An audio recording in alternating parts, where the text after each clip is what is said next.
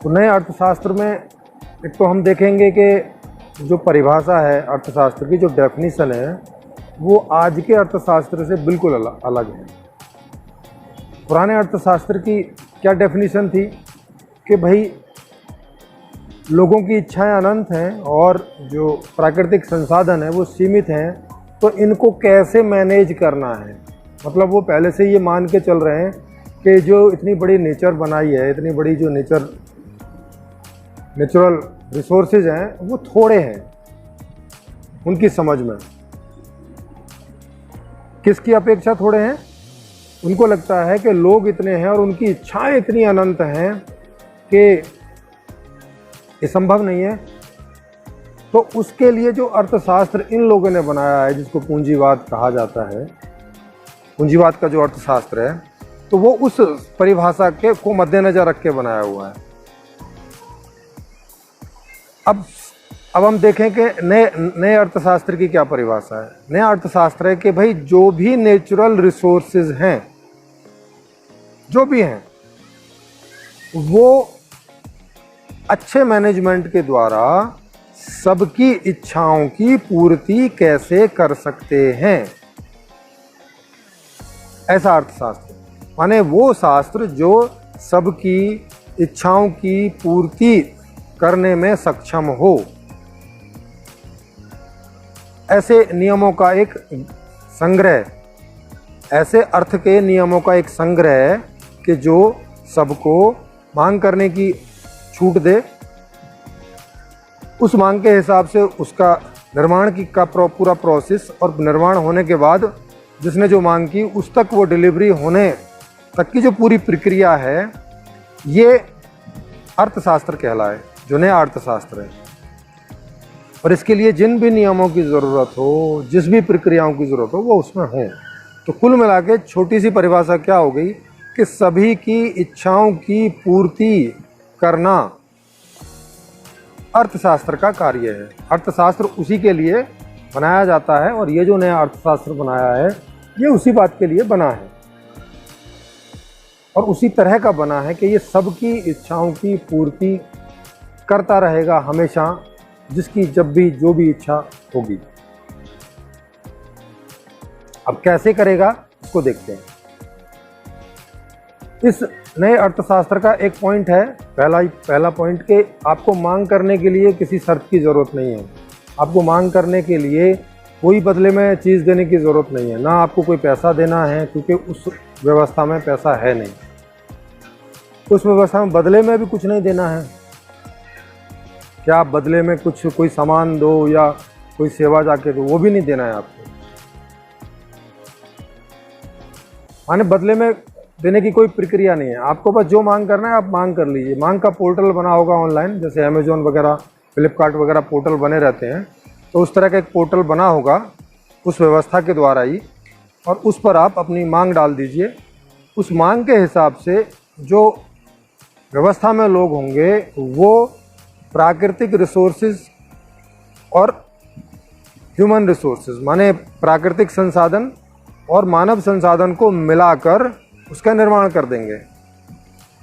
क्योंकि किसी भी प्रोडक्ट और सर्विस के निर्माण के लिए केवल दो ही चीज़ों की ज़रूरत पड़ती है, प्राकृतिक संसाधनों की और मानव संसाधन की, माने लोगों की ज़रूरत पड़ती है जो उसमें काम करते हैं। और ये दोनों ही उस व्यवस्था के पास होंगे, क्योंकि उस व्यवस्था में ये जो नया अर्थशास्त्र है इसमें कोई प्राइवेट ओनरशिप नहीं है, इसमें कोई व्यक्तिगत रूप से मालिक नहीं है, सब इसमें सामूहिक रूप से मालिक हैं। माने जितने भी प्राकृतिक संसाधन हैं या जितने भी मानव संसाधन हैं, उन सभी संसाधनों के मालिक समाजगत रूप से हैं, व्यक्तिगत रूप से नहीं। और ये समाजगत रूप से होने के बाद में क्या होता है कि आदमी को व्यक्तिगत रूप से जो चाहिए वो मिल जाता है। क्योंकि व्यक्तिगत मालिक भी तो आदमी इसीलिए होना चाहता था ना कि भाई उसको जब जो चाहिए वो मिल जाए। तो अभी जो प्राइवेट ओनरशिप वाला सिस्टम है उसमें तो ये संभव हो नहीं रहा है। तो माने वो तो तरीका गलत निकला, वो तो सिद्ध हो गया कि तरीका इनफ नहीं है, काफ़ी नहीं है, गलत है। मात्र 10% लोगों पे काम करता है, 90% लोग गरीब ही रह जाते हैं। वो कोई प्राइवेट ओनरशिप उनकी इतनी नहीं हो पाती कि जिससे उन्हें जब जो चाहिए वो सब मिल जाए। अब मैंने जो तरीका दिया है उसमें ये संभव है और बड़े आसानी से संभव है। तो पहला नियम क्या है कि मांग करने के लिए बदले में आपके पास कुछ होने की ज़रूरत नहीं है, आप मांग कर सकते हैं। इस नियम बनाने से कितना फ़र्क पड़ता है इस बात को हम देखें। जैसे हमने पिछले वाले में पहले नियम के वजह से फ़र्क देखे थे कि कितने कंसिक्वेंसेस हो रहे थे। माने बदले में आपको पैसा देना होगा तो क्या हो रहा था कि 90% आदमी के पास पैसा नहीं होता और वो मांग नहीं कर पाता, तो उसका प्रोडक्शन नहीं हो पाता, तो वो जॉब भी नहीं पैदा हो पाती, माने पूरी प्रक्रिया ही स्टार्ट नहीं करती और केवल 10% लोग ही एंजॉय करके रह जाते हैं। 90% लोग, उनका केवल शोषण ही होता है उस नियम की वजह से। इस नियम की वजह से क्या होगा कि हर आदमी, चाहे वो बच्चा है, चाहे वो युवा है, चाहे वो बुजुर्ग है, माने जन्म से लेके और मरने तक किसी भी उम्र का कोई भी आदमी अपनी मांग कभी भी, जब भी उसको ज़रूरत हो, जब भी उसको इच्छा हो, वो अपनी कोई भी मांग उस ऑनलाइन पोर्टल में कर देगा। या अगर उसको वो चलाना नहीं आता है तो वहाँ पे लोग बैठे होंगे, उनको वो बोल देगा कॉल करके और वो उसके बिहाफ पे मांग कर देंगे। ये मांग करने से क्या हो जाएगा कि जितनी मांग हो सकती होगी आपके समाज में उतनी मांग हो जाएगी, क्योंकि अब इसमें कोई रोड़ा नहीं है, कोई बदले में कुछ नहीं देना है। तो आपने जो मांगना होगा आप मांग लोगे, जो आपने ऑर्डर करना होगा वो आप ऑर्डर कर दोगे व्यवस्था को कि भाई मुझे ये चाहिए, मुझे डेली का 2 लीटर दूध चाहिए, या मुझे घी चाहिए, या मुझे घर में ये ख़राब हो गया वो चाहिए। और घर वर तो पहले से ही मिला होगा हर तरह से सबको। आपको जो भी ऑर्डर चाहिए, आपको नज़र कमज़ोर हो गई है तो चश्मा चाहिए, बाल कटवाने हैं, कपड़े धुलवाने हैं, कपड़े ख़रीदने हैं, साबुन चाहिए, तेल तौलिया,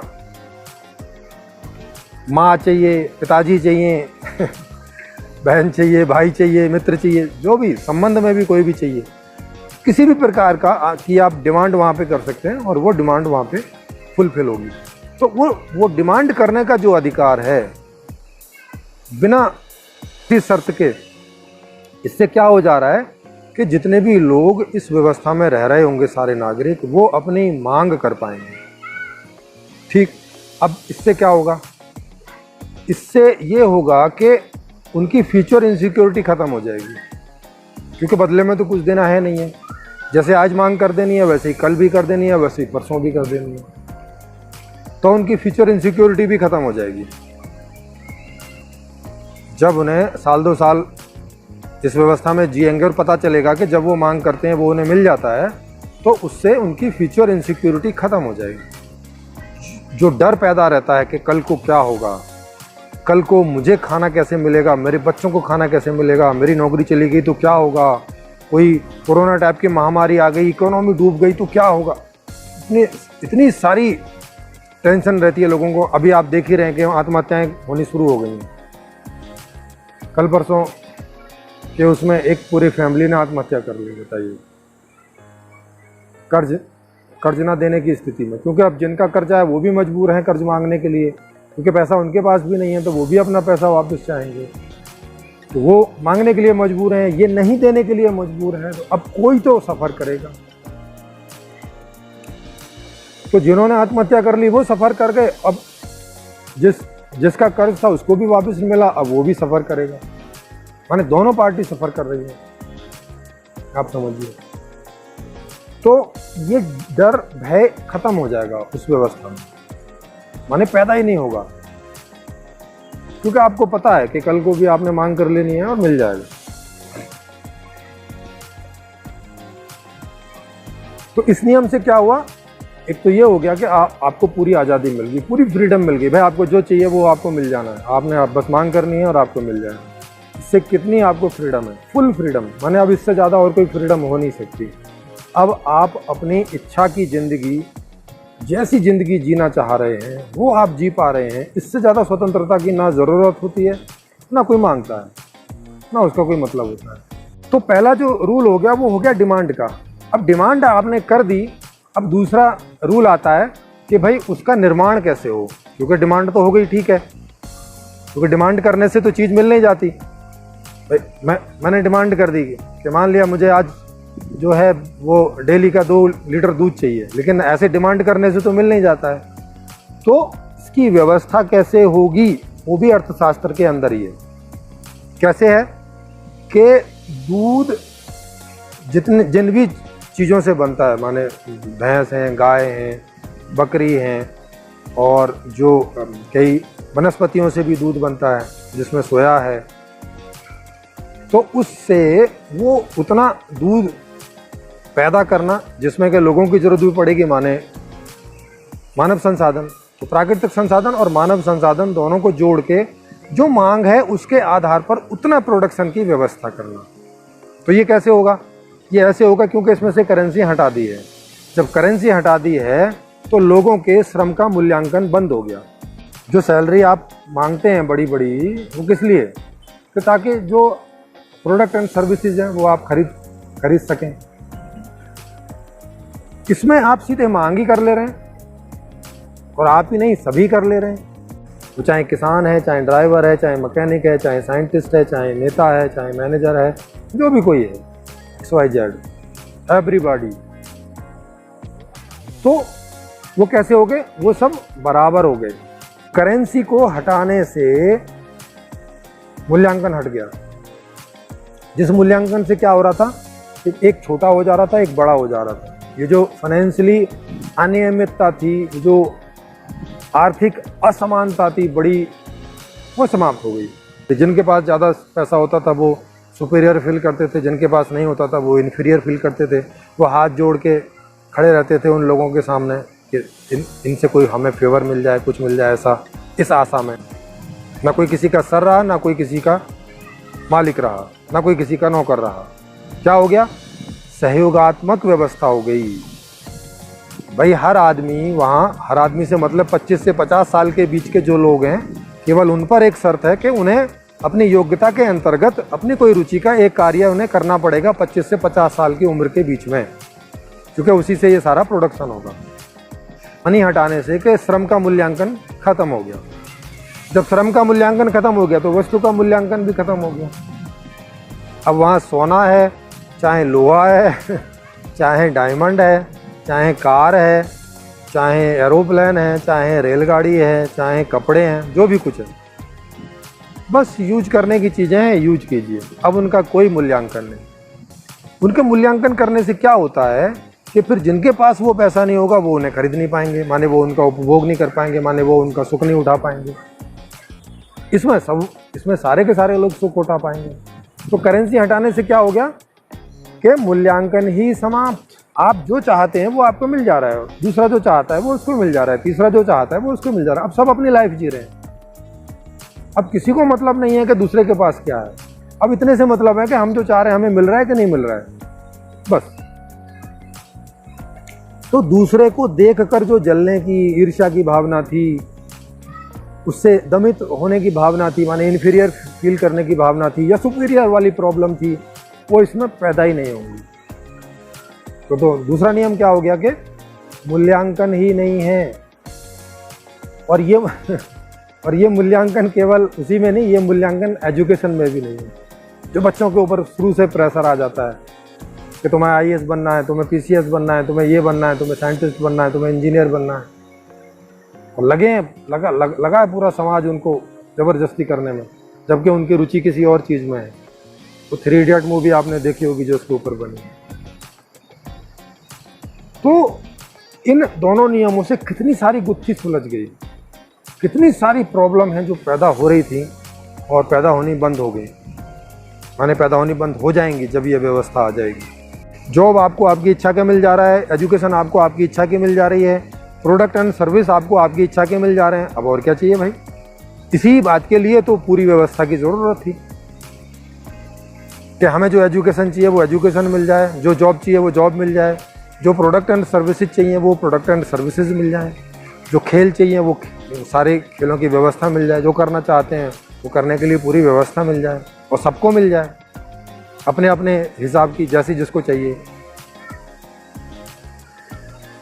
तो ये सारी व्यवस्था उसी बात के लिए तो थी, और वही नहीं पूरी हो रही थी। अब ये व्यवस्था जो नई है ये उस बात को पूरा कर देगी। तो इसीलिए इसको कंप्लीट व्यवस्था बोलेंगे, इसीलिए इसका नाम मैंने रखा है संपूर्ण समाधान हिंदी में, और जो इसका इंग्लिश ट्रांसलेशन है उसका नाम है द कंप्लीट सॉल्यूशन। पूरा सॉल्यूशन है, पक्का 100%। ऐसा नहीं कोई एक आध चीज सॉल्व करनी, नहीं, टोटल सिस्टम ही। हमारी लाइफ में जितना भी हमें सब कुछ टोटल चाहिए वो सबका सॉल्यूशन इसमें कर दिया। इसमें बेरोजगारी का झंझट ही खत्म है। इसमें जितना भी काम होगा और वो काम के लोग जितने भी जानकार होंगे उनमें वो काम डिवाइड हो जाएगा, और मुश्किल से 3-3, 4-4 घंटे एक आदमी को काम पड़ेगा, क्योंकि वर्किंग आवर उसमें कम हो जाएंगे 2 वजह से। एक तो ये कि सब लोगों को मिलेगा, एक ही आदमी से क्यों हम 8 घंटे 10 घंटे काम करवाएं भाई, जब इतने लोग उपलब्ध हैं। तो एक तो उस वजह से वर्किंग आवर कम हो जाएंगे, दूसरा कि फुल्ली टेक्नोलॉजी यूज होगी। अभी टेक्नोलॉजी सारे में क्यों नहीं यूज हो पाती है, क्योंकि कई टेक्नोलॉजी महंगी है तो वो हर जगह यूज नहीं हो पाती। उससे सस्ता आदमी है इसलिए उसमें आदमी को हायर कर लेते हैं लोग बात, और उसका दोहन करते हैं। तो कम मेहनत में और ज़्यादा मौज,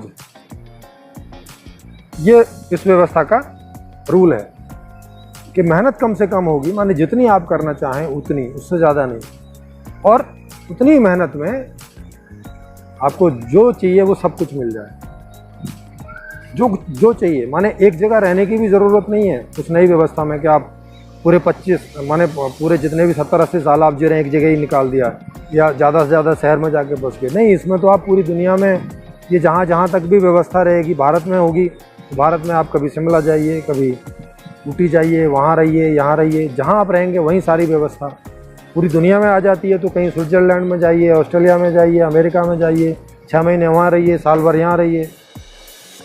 इतनी फ्रीडम कि बोरियत नाम की चीज़ नहीं रहेगी जीवन में। तो ये करके तो इसमें मूल्यांकन भी नहीं है, इसमें बेरोजगारी का कोई प्रॉब्लम नहीं है, कल नौकरी चली जाएगी नहीं इसका भी कोई डर नहीं किसी भी प्रकार का। अगर व्यवस्था को आपके परिश्रम की ज़रूरत नहीं है तब भी आपको जो चाहिए आपको मिलता रहेगा। तो आप बेरोजगार बैठे हैं, माने आपके पास काम नहीं दिया व्यवस्था ने, उससे आपके जीवन के स्टैंडर्ड पर कोई असर नहीं पड़ेगा नेगेटिव। आपका जीवन वैसे ही चलता रहेगा जैसे कि जब आप जॉब कर रहे होते तब चल रहा होगा। तो आप सोचिए, डर नाम की चीज़ खत्म हो जाएगी इस व्यवस्था में। भय समाप्त, फ्यूचर का, भविष्य का भय समाप्त। तो ये चीज़ है। तो आप इसमें समझ गए होंगे, मैंने कुछ इसके पहलू बताए हैं। अभी इसमें बहुत सारे पहलू हैं, यहाँ अब अंधेरा हो गया है और टाइम भी हो गया है। बाकी इसको और एडवांस में जानने के लिए और गहरे से और कंप्लीटली जानने के लिए आप संपूर्ण समाधान पुस्तक को पढ़िए, उसका English version the complete solution उसको पढ़िए। हिंदी वर्जन वाली किताब universal life management YouTube channel पर उपलब्ध है, वहाँ आप पूरी उसको सुन सकते हैं। और फ्लिपकार्ट से आप ऑर्डर भी कर सकते हैं पेपर वाली बुक को। PDF हम लोग फ्री दे रहे हैं, वो आप व्हाट्सएप ग्रुप में या किसी भी यूट्यूब वीडियो के किसी भी डिस्क्रिप्शन में इसका लिंक पड़ा आपको मिलेगा, वहाँ आप हिंदी इंग्लिश दोनों की PDF को फ्रीली डाउनलोड कर सकते हैं। आप उसको पढ़िए और तब आपको ये पूरी की पूरी कम्प्लीटली समझ में आ जाएगी। अभी जो मैंने बताया उसमें आपको कई क्वेश्चन भी उठेंगे, अरे ये कैसे हो जाएगा, अरे वो कैसे हो जाएगा, उसमें सबके आंसर हैं। उसको एक बार पढ़ के और फिर आप कल को जियो मीट की मीटिंग भी है जो हर इवन डेज को होती है, माने कल होगी, फिर एक दिन छोड़ के फिर एक दिन होगी, ऐसे करके होती है। उसमें आप आके अपने प्रश्न पूछ सकते हैं, अपनी बातें रख सकते हैं। वो ओपन मंच है, एक तरफा नहीं है, वहाँ पे डायलॉग होता है। तो वहाँ पे आप आइए और आपके पास कुछ भी है उसको शेयर कीजिए, या हम लोग डिस्कशन करते हैं उसको सुनिए और अपना ज्ञानवर्धन कीजिए। जी, सभी को आज के लिए धन्यवाद इसको सुनने के लिए, और सभी अधिक से अधिक शेयर कीजिए अपने, जितना भी आप कर सकते हैं। यदि आपको ये अच्छा लगा हो तो सभी का धन्यवाद, सभी को मेरी नमस्ते। फिर मिलेंगे परसों।